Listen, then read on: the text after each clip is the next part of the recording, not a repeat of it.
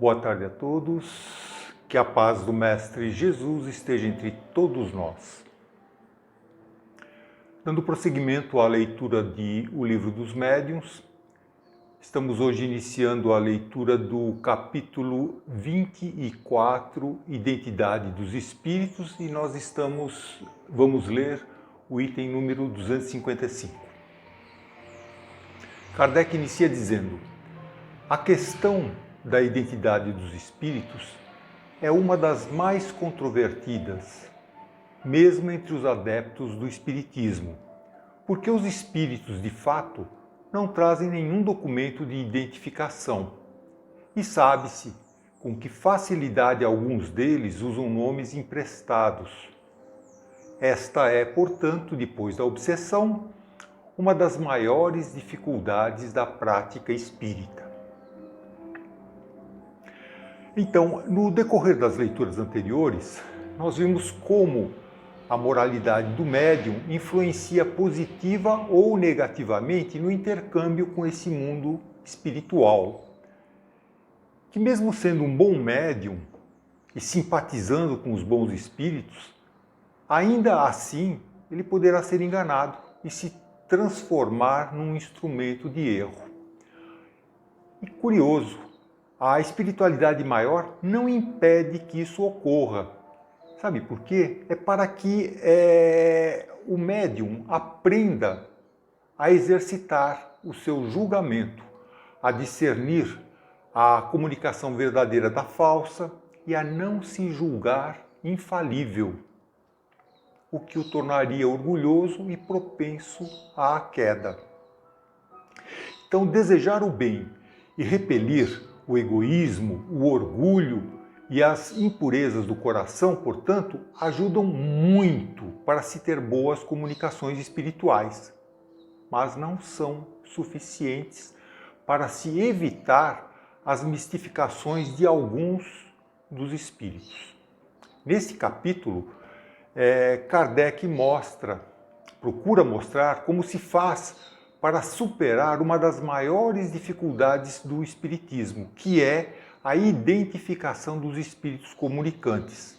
De que forma? É como perceber se a identidade com que o espírito está se apresentando é verdadeira ou não. E, por consequência, se estamos nos comunicando com um bom ou um mau espírito. Prosseguindo. Mas em muitos casos, diz Kardec, a questão da identidade absoluta é secundária e desprovida de importância real. Realmente, na prática, no dia a dia desse contato com os espíritos, a questão da identidade absoluta é secundária. São recebidos na casa espírita espíritos sofredores anônimos, sem títulos de nobreza, que vêm em busca de auxílio, de conforto, perdidos, por vezes imantados a lugares e épocas, como a Idade Média, ou situações específicas, como as de guerra e escravidão. Vêm também entidades endurecidas, sedentas de vingança, trazidas pelo plano espiritual maior com o intuito de serem submetidas a um choque anímico. Ou seja, no contato que elas têm com o perispírito do médium, o seu perispírito recebe uma alta carga fluídica animal que ajuda a quebrar as algemas do passado. Com isso, e orientadas amorosamente pelos encarnados que as recebem, elas terão melhores chances de mudar sua maneira de pensar e a saírem desse estado lamentável.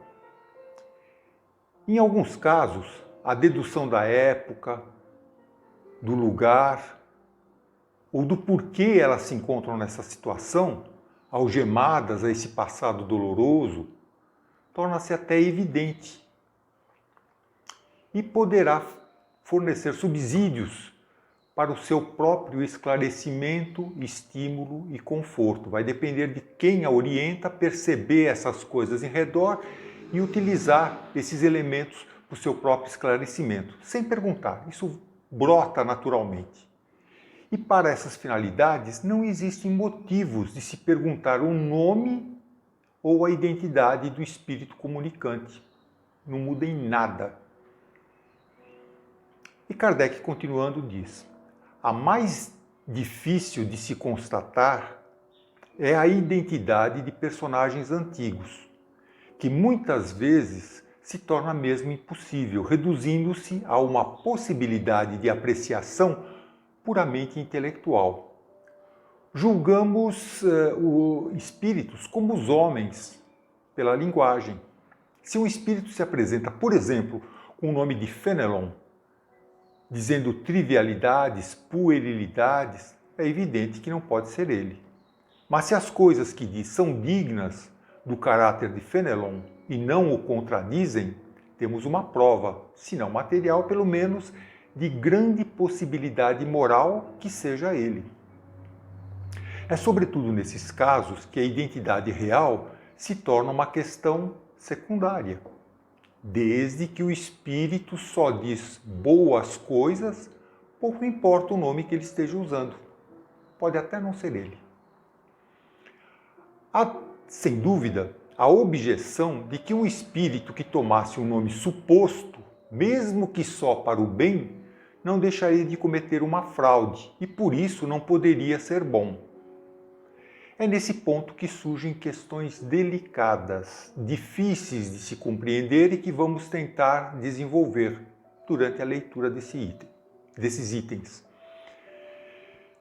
Então, simples deduzir que é bem mais fácil ser enganado por um espírito mistificador, bem articulado e que se apresenta com um nome pomposo, quando nos falta conhecimento, que é adquirido pelo estudo e pela leitura edificante, e, sobretudo, pela vivência prática na moral e nos princípios espíritas. Aí a gente deduz com mais facilidade se o espírito é bom ou mau, se ele está fraudando ou não. E Fenelon, esse exemplo citado por Kardec, ele viveu na França em 1651. Filósofo, teólogo, ordenado padre católico, escreveu diversas fábulas e obras educativas e morais, das quais 3 dos seus livros foram vertidos, do francês, obviamente, para o alemão, por Kardec, em 1830. Quando ele desencarnou, ou melhor, já desencarnado um bocado de tempo, ele participou junto aos espíritos da codificação nos prolegômenos, ou seja, nos estudos preliminares de O Livro dos Espíritos, e depois em diversas partes de O Evangelho segundo o Espiritismo e de O Livro dos Médiuns, livro esse que nós estamos lendo. Bom, aí terminamos a leitura do item 255 do Livro dos Médiuns. Na próxima semana, se Deus assim o permitir, faremos a leitura do item 256. E que a paz do Mestre Jesus continue com todos nós, agora e sempre.